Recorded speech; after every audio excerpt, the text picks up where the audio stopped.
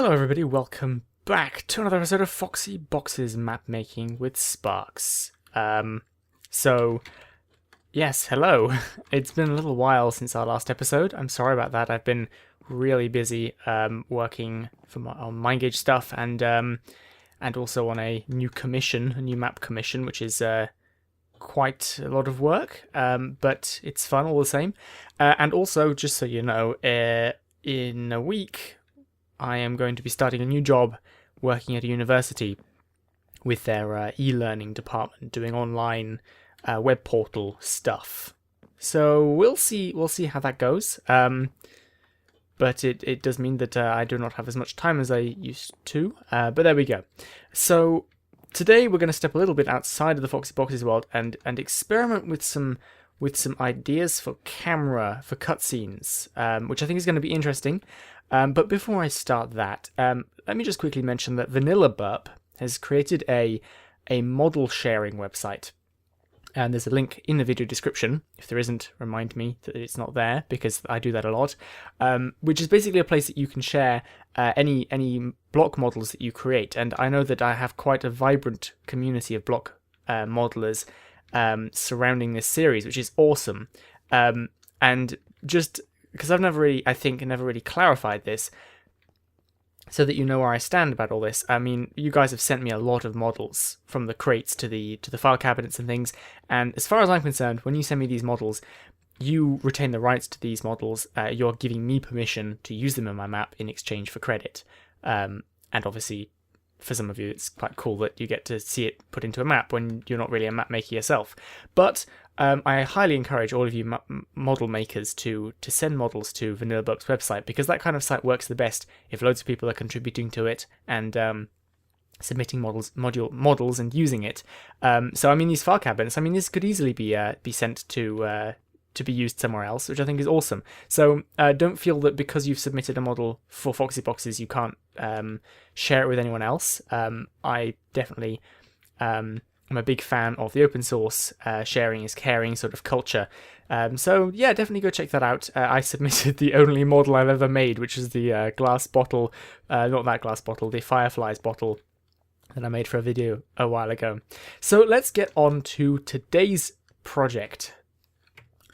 Okay, so what we're doing here is I have taken a copy of our Foxy Boxes starting area, and I've put it in a blank new world, which I'm going to upload to a server in just a moment. The reason why I am going to upload it to a server in a moment, I forgot to hollow.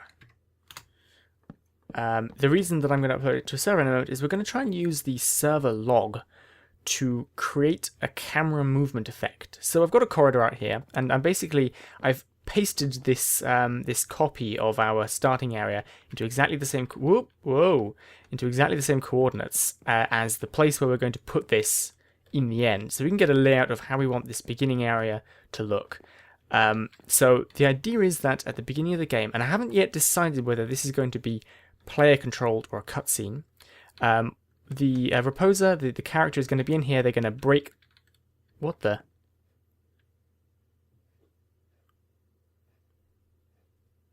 I think I'm not on the same team as that, as the invisible villager in this box. It's pushing me around. That really confused me for a second. Anyway, we're going to break down this door. We're going to get out here, and then either by walking or via cutscene, we're going to end up in this corridor. There's going to be a turning down here. I'm basically going to set up the layout as I think it should be. There'll be doors to the sides. We have a skeleton, because that's how I roll. And anyway, so the plan here is, for a cutscene, right, what there are tools for already. I know that I believe the Redstone Scientist has made a generator for this, and a couple of other YouTubers as well, whose names escape me at the moment, have made systems where you can put the player in game mode 3, you can put start coordinates and end coordinates, and it will pan the player as a camera between these points, which is going to be quite handy for a couple of scenes in Foxy Boxes, I think, because I do want to explore the idea of doing cutscenes in Minecraft a lot with this game. But if we want to go for a first-person view, if we want to control the player, then that's not really going to cut it, because it's much too smooth an animation. So what I'm going to try and do, right, is I want a way of acting out the action in first-person mode, moving my camera around, walking around, looking around, and being able to repeat that action back at the end. Now the plan here is there's a couple of ways that I thought that we could do this. One way would be to play out the action and have a ton of invisible armor stands with different scores being summoned as I walk. And then when we want to play it back, we simply teleport the player to the armor stand based on score and time so that it repeats the actions. But we're going to be looking at hundreds, if not thousands, of armor stands to do that. So the plan is something I will show you in just a second when I've moved this over to a server. Okay, so here we are on a 1.8.9 server. This is the Flex server that I'm currently using for Ragecraft, which I've quickly repurposed. As you can see, the iron bar and the glass pane texture does not work in 1.8, but that's fine. This doesn't matter how it looks. The important thing is that we're recording the player's actions. So I've finished sort of decorating this corridor out here. I didn't really need to decorate it, but I was curious to see how it would look. So we've got some doorways and things like that. So what we want to do, the effect we want to achieve here, and this is mostly for testing, so it doesn't matter too much if we need to redo this. We're going to start off in here, and we are Reposer, and we're going to the door has been knocked down as part of the opening cinematic for this game. She's going to step out, look around the room a little bit. She's going to head through this door, hesitantly look right, left, and she's going to walk this way. She's going to look through that doorway as she passes. She's going to look through, and then she's going to see people there, and she's going to double back like that because she sees there's people in the corridor. She's going to peek around the corner, realize they're coming this way, run through here, shut the door and hide in this room here, which doesn't exist yet, but it doesn't matter. So that's the plan. Now, how to convert that to something that we can repeat and automate? Well, the answer, I'm hoping, is this command right here. So you can see that this is TP Sparks and then 3 tildes, which means we're basically teleporting myself to myself. I could probably also do TP Sparks, but I'm not sure if that would work. Now, if I push this button, you will see that it's actually teleporting me. It's actually printing my exact coordinates to the chat. And the cool thing is, because I haven't turned command block feedback off or log admin commands off, that command is sent to the server's log file. So what I'm going to plan to do is I'm going to set this onto a 20 Hz clock, so it's constantly teleporting myself to my coordinates. And the log file is going to generate a list 20 times a second of exactly my my orientation. It should be my orientation. I think I need to actually specify my orientation in there. Okay. I think that was my mouse, rather than something weird I did there. Let me just quickly check. Is that X, Y, Z? It doesn't look like it's printing my camera orientation, which is possibly a bad thing. TP target player to X, Y, Z, Y rotation, X rotation. X, Y, Z, Y rotation, X rotation. Can we not modify that? It looks like we can. It seems to be changing my rotation, but it isn't printing my rotation to the server log. That's not good. Right, well, that doesn't work. I also upgraded I got off my lazy ass and got the server updated to the latest snapshot here, just in case that fixed it, but it doesn't seem to be possible. The next thing I tried was to teleport an invisible armor stand called Shadow to myself, and then entity data the Shadow armor stand to see whether it would print the entity data to the server log, and it doesn't. So I don't know if I actually explained what we were... I don't think I quite finished explaining what we were going to do. The plan was to write my orientation and exact position to the server log, one after another, to act out the action, and then to pull the information from the server log and turn it into a series of teleport commands that we could use to move the player around autonomously without them doing anything. Anyway, this didn't work, so I was left with no choice but to generate a lot of command blocks. The reason, by the way, why I moved this to a new world without instead of just uploading the Foxy Boxes world is because there's a lot of command blocks running on the Foxy Boxes world, and this is going to be easier than simply turning them all off. So this way, the only things being printed to the log will be relevant to the recording session. Well, that's the plan anyway. So these are all the command blocks for every possible Y X rotation, which is 90 to minus 90. And this is all of the command blocks which I learned from my lesson from the first one for the Y rotation, which is everything between 180 and minus 180.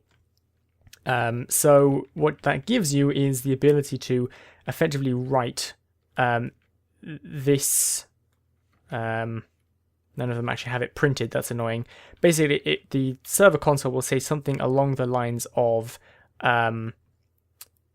set score of Y-rot for player sparks 2 minus 161. That's what's written into the server console. So the plan is, once I've generated the server log with my awesome acting skills in it, I'm going to download the server log, put it through some JavaScript, and turn it into a ton of teleport commands. If people are wondering how I generated these, by the way, we've been over this in a previous episode. I basically took the basic command, put it into a Google Sheets, and used that to numerically duplicate everything with the number being changed by 1 each time. Then I put that into my generator and one-clicked it in using those one-clicks over there. So we are going to have to also add a command to teleport all players, to teleport me to myself at the also over here. Currently these are all off, so TP sparks, and we'll be able to combine these three things into teleport commands. So I guess we should do this then. So I'm going to turn this on, and I can't turn the spam off in the chat, I'm sorry about this. I'm going to turn this on, I'm going to turn this on, I'm going to turn this on.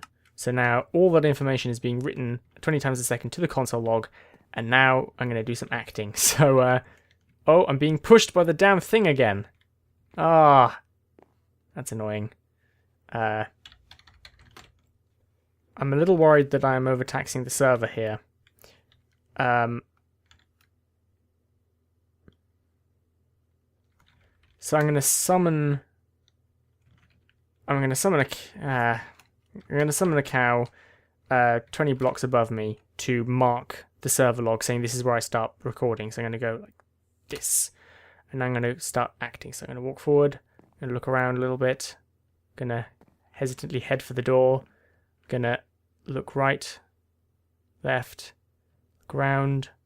I can re-record this at some point. Look through those doors as I go by, walk around the corner, see somebody, peek around the corner, see they're coming, run off this way, through these doors, push the doors shut, and hide. Summon another cow, and now we go turn it off. I think we may be lagging very heavily, and hopefully this hasn't impacted what we've done. We will just have to wait and see, but I seem to be actually like seriously lagging this server. I may need to give it more RAM. Trying to turn them off was taking too long, so I just broke them. Okay. Which leaves us with this. This is the latest .log file from the server, and it has everything that the server has wanted to do printed into it. There were several other log files, but the latest log seems to have all of the teleport commands we want. So I found the cow that I summoned here at line 14,690, and then it just goes through a ton of teleport commands and score set commands, which we are now going to have to clean up. So first thing I'm going to do is I'm going to delete all of the lines above this point because we don't need them, like so. Good. And then we need to find my second cow, which I believe is right here, and turn everything after that deleted as well, so you can see it's sort of turning off the world and some other stuff at the bottom there. So this is everything we want, and I'm very glad I left those markers in there, which leaves us with a total of 1,768 lines, with most of them being relevant, but some of them being junk. So we're going to have to clean this up now. There's a few things we can do. I mean, if I was doing this a lot, and I probably may use this more depending on how well this test works. I'll probably write some code to automate this, but for the time being, I'm going to do a lot of it by hand. So I can just, for example, select all of this stuff by hand and delete it. Find at colon space, replace with blank. We can delete all right square brackets. We can, what other information do we need here? They should be in a systematic order. So we've got X, Y, Z, X rotation, Y rotation, which actually happens to be the correct order. But we do have some commas in here as well. So I guess we can get rid of anything that's, hang on.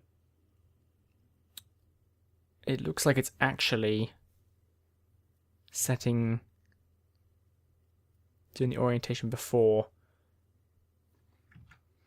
So we're going to get rid of all of those and replace them with blank. Going to get rid of all of these and replace them with blank.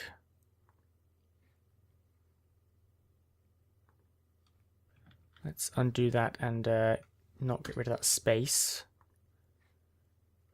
And then we can get rid of all of these, replace them with blank. So we've pretty much taken out everything except coordinates. We've got the odd other message being printed by the server. Here it is. Let's quickly find all of those. Okay, there's only one. That's pretty good. So we can delete that. That's really weird. I've just noticed that all of these coordinates are the same. 41, 119, 38. 41, 119, 38. And the orientations are the same as well. I mean, I was definitely moving around. It's really weird. Did I grab the wrong section of the log file? Because this isn't going to move us anywhere. I've just been watching my footage back in Premiere Pro and I've noticed that all the numbers are the same here as well. So it wasn't actually tracking our location properly. So it turns out I was overthinking this slightly. You can actually do this without a server using your launcher, and it worked, I think. So there's actually a checkbox in your profile settings where you can tick this to set launcher visibility, and you can set it to keep the launcher on, which is pretty much exactly what we needed. So basically I've now printed all that information and I've downloaded it again, ran it in single player, and I ended up with this. I'm just going to clean this up again, so it basically we're going to fix what I screwed up before, and we'll see how it looks from there. Something interesting here that's happened is it prints every command twice, once to the chat and then again to itself, but it does it in an odd order. Here we've got chat, chat, chat, score, score, chat, chat, score, chat, score, score, chat, chat, score. It's just really randomly choosing which one to print to the log first. Okay, I'm going to try something daring. I'm going to record a macro where what is wrong with my mouse? Okay, copy this, put it in here, click find next.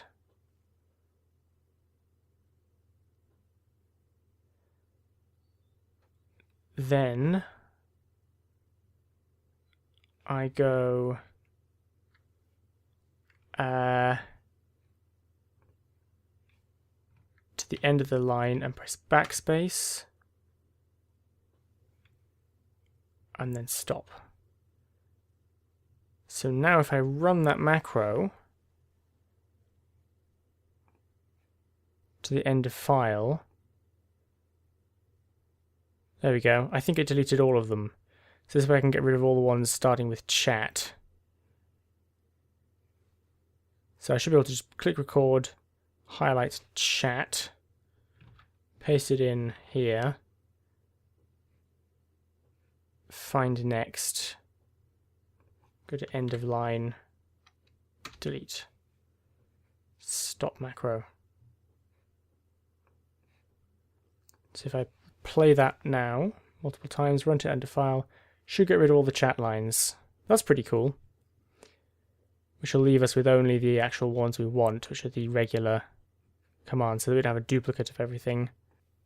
Okay, one more macro should do this then. I've cleaned it all up, now just get it onto one line. So we're going to record a new macro, TP at a... Ah, crap. My bad. These two here are going, and we're starting here. Right, recording new macro, TP at a, and we've got our X, our Y, our Z. So we go to the end of the line, press delete, end of the line, press delete, end of the line, down, home, and right, I guess, and then stop. So hopefully if I repeat that now, it should just automate that for us. Oh, it didn't leave any new lines between the TP commands, and it has put TP at A, TP at A. Okay, I've done something wrong, clearly.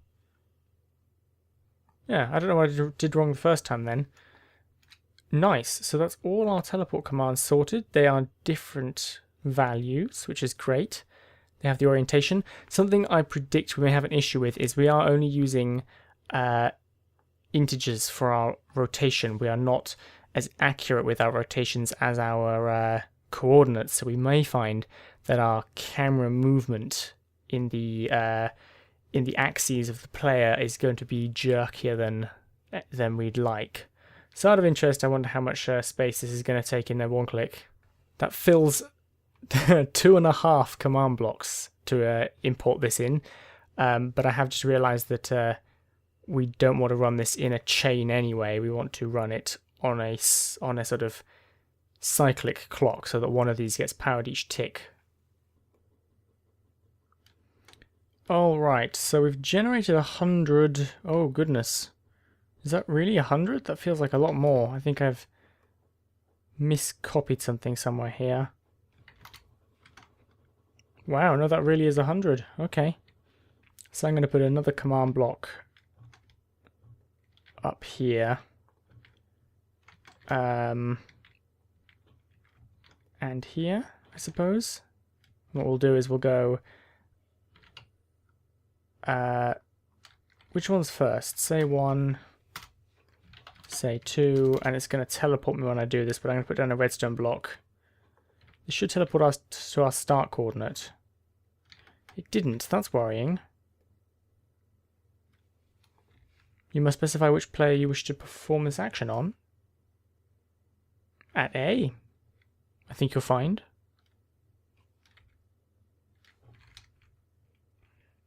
Oh, I've got a double space in there.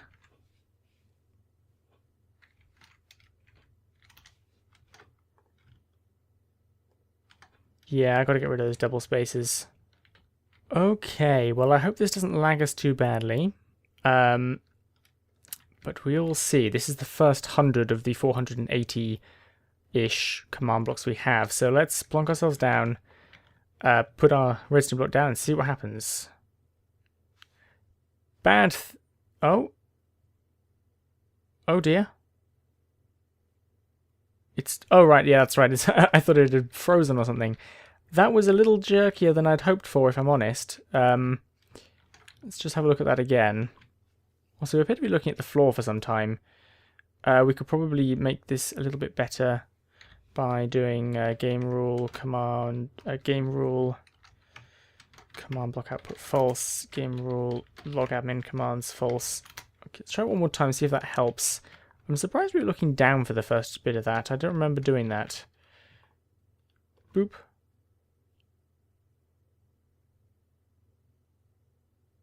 Yeah, it's weird that that we're looking down at the start there, but I mean, it seems to be working in theory. I guess I'll convert the rest and play it, and we'll see what it looks like. Alright, they're all installed. Man, this feels like something you do in 1.7. It's crazy. I don't know if there is a better way of, like, a more efficient way of doing this. Not necessarily in command block space, but just in impact on the client. I don't know. Let's give it a try anyway and see what happens. Look, Mom, no hands. Well, the camera seems to be going okay. It's jerking around a little bit like some sort of squirrel, and it's apparently we were looking at the sky for a lot of this, which I seriously don't remember. I think something is wrong with our ability to track our rotation. It really doesn't seem to be storing that information correctly. Okay. I don't know if that's a limit, if I've done something wrong, or whether this is Minecraft, because it seems to be like actually storing our coordinate as looking at the sky. Oh, do you know what it is? I think I've got our X and Z, our X and Y rotations flipped. I think that's what it is. I think I've got the two numbers flipped round in the command. Ah, okay.